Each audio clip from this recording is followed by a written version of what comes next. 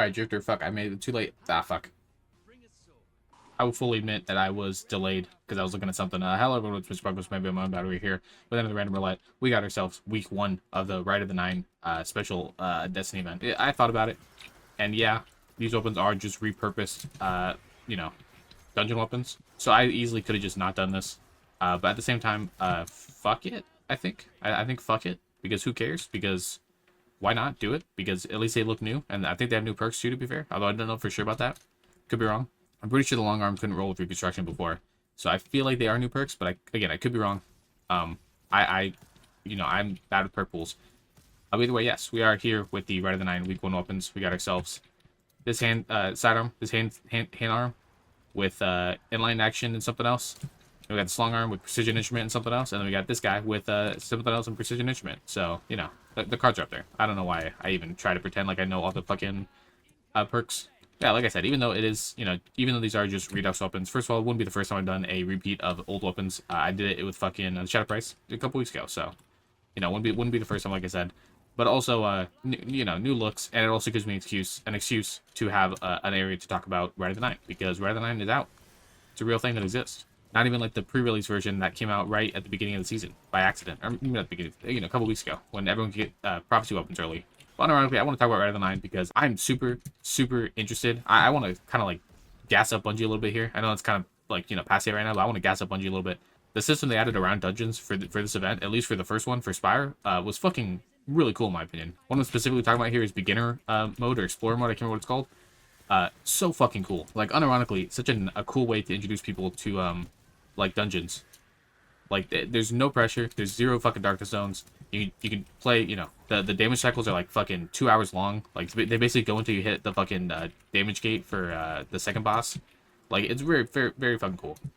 And you know they don't cheap out by also making it so you can get the solo flawless shit done in beginner mode, which I'm thankful for that. I feel really bad that's how I got, like, you know, my first solo flawless in a dungeon. But yeah, overall just a really cool way to, you know, make baby's first dungeon. Well, and also of course the fact that the are they even playing on the side?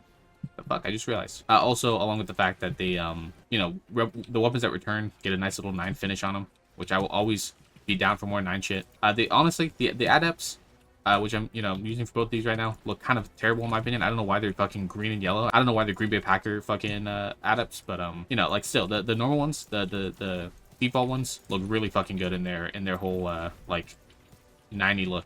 You can good example right here. Like, look how good that looks. The blue and white. Blue and white was always a good combination for 9 weapons, in my opinion. Always a good combination for weapons, in my opinion. But, yeah, it goes hard. It always has. There's the first invade. I don't know where you are. You're right there. Oh, Jesus Christ. Wouldn't be a gambit game without it. Which, actually, now that I think about it, I would have to go back and look at my Spire of Stars ones. But I'm pretty sure I only did one random roulette on Spire of Stars. And I'm pretty sure it was only the sidearm and the fucking... Got sidearm and the heavy, probably? I can't remember. I'm going to use my fucking heavy for once because we're about to be so far behind. It's going to be fucking embarrassing. When I said, like, are you even playing? That wasn't meant to be insulting. I wasn't meant to, like, fucking, you know, rile them up. I was just saying that because they're at fucking 0 and we're at fucking primeval. Please don't go invincible. Please don't go invincible. Thank you. Okay. Oof. Okay, what did we end at? Got ourselves 22 motes. Give it to you. And who's the prettiest? Man, you are all interesting looking. We'll go with Mr. Dragonborn. Okay, and in case you didn't know, there are actually 4 weapons that came back with the update, or with the Rite of the Nine thing. So we're also going to switch to the Wonder Flight, Wilder Flight, with what's called Repulsor Brace and Lead from Gold. So that is the next one. And you know what? I'm going to executive order.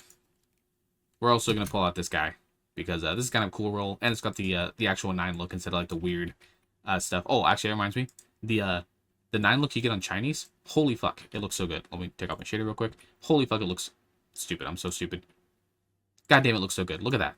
It's like an actual star system. Oh, I love it. It looks so good. I at least for certain weapons, I'm trying to think of what weapons would actually like enjoy, but like I might start like shiny hunting legitimately for this or during this event because it looks so fucking clean. All right, we're not gonna forgive it this time. I'm gonna say Cabal. I think Cabal sounds about right. Well, in Cathedral of Dusk, I can't remember. I don't even know if I've even ever fought the Cabal. Okay, well that answers that question, but yeah, I don't know if that's actually possible now that I think about it. I mean, I don't think it's ever not possible. Like, I don't think they ever, I think you can fight every single species in Gambit. Although I could be wrong about that. Either way, we're back. And hopefully now I can start focusing on what I was trying to talk about earlier. with the whole... I didn't want to do that. Kobe. Hey, it worked. Yeah, like I said, I just love the aesthetic of the 9 weapons, which is mainly the reason why I think this event kind of is good. It looks fun, you know, at least for right now, for week 1.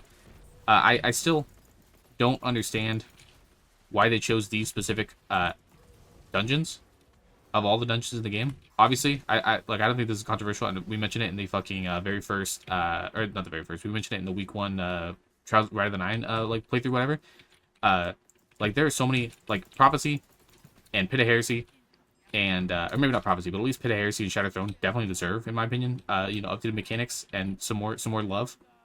Which, you know, extremely, and also that I feel like those weapons would also go extremely hard with the 9 aesthetic, which is, you know, a side tangent, but, you know, if you need a reason other than just, like, you know, actual mechanics, then fashion, that's it right there. But yeah, I just feel like those dungeons probably deserved updates way more than fucking Spire of the Stars, or Spire of the Watcher, fucking Spire of the Watcher, Goes to the Deep, and Prophecy.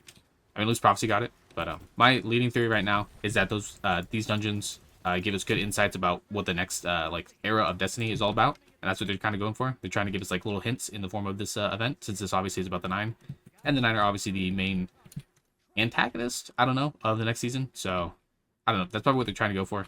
I'm sure 5 years down the line, it'll all make sense. Oh, they brought Goes to the Deep back because when you go to fucking Fundament to fight Zero Wrath, we can gain some knowledge from fucking Goes to the Deep or something. I don't know. Like, I'm sure there'll be a connection somewhere. Then again, like, Spire of the Watcher is all about right before Lightfall. Like, it's all about like fucking Neomuna and the Witness and shit like that. So, although then again, it's also like about like the sub story is all about like an AI. So, and I'm sure AI is gonna have a pretty, you know, somewhat important. I'm sure something with some sort of rogue AI is gonna have an important part in the future of Destiny. I don't know. Like I said, we'll see. This is one of those things that it's only gonna make sense fucking 5 years down the line. So we'll see.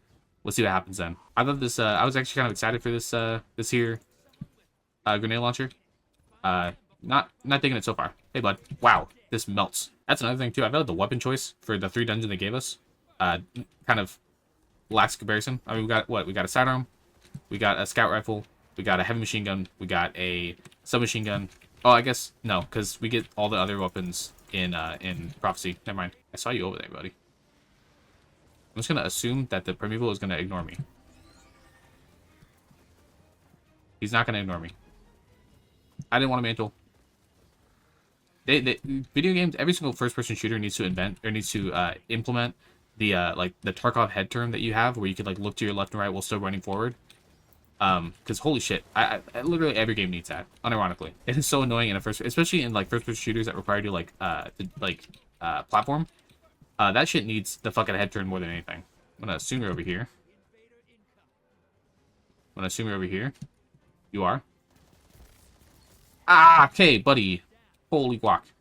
I saw my entire life flash before my eyes. And it was very boring. And it had a lot of random roulettes in it. Probably too many now I think about it. Holy fuck, that was terrifying. And I'm dead. Nope, we're good. Okay. We gotta do some shit. Because we're not doing any damage to the fucking Primeval. And that's partially my fault, obviously. But at the same time, like, you know, get off my back. I have no weapons. I'm random rouletting right now. Didn't I say I was gonna start a fucking Invader era, or Invader arc in random roulettes? What happened to that? Maybe I should bring that back. Actually, that's a bit... Nope, I take that back. I have a better idea for that, and it's going to involve something that I probably won't do for another 2 years. So, you know, hopefully by the time we get to that point, game will be dead anyway, so it doesn't even matter. Motherfucker. Thank you.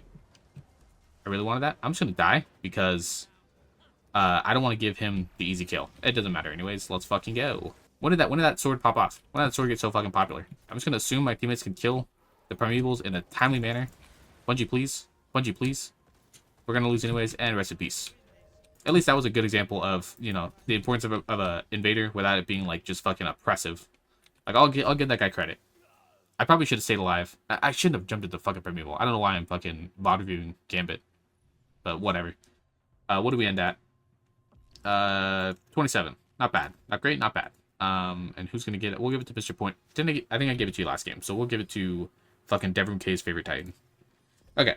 Orbit we go. Okay, that was a chaotic random roulette, but let's look into the weapons, like I always do for this thing for some reason. And starting, of course, with the sidearm.